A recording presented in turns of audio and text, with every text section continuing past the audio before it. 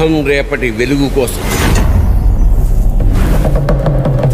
కానీ ఈ అంధకాసుని యుద్ధం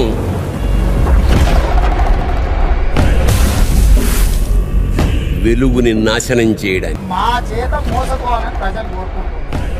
సరే వాళ్ళని కోరుకున్నప్పుడు మాదే ఉంది, రోగి కోరుకున్నదని డాక్టర్ ఇచ్చింది అన్నట్టు వ్యవహారం.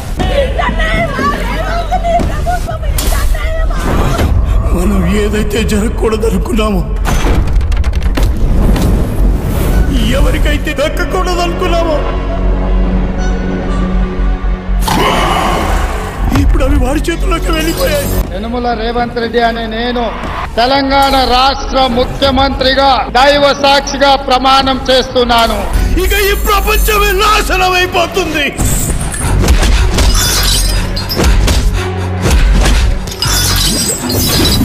ఇక ఈ విపత్తులు అడ్డుకునే మార్గమే లేదా? ఉంది.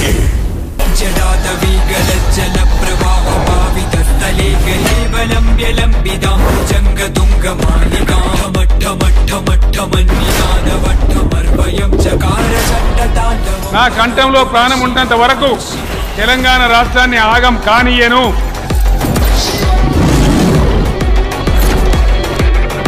జై తెలంగాణ.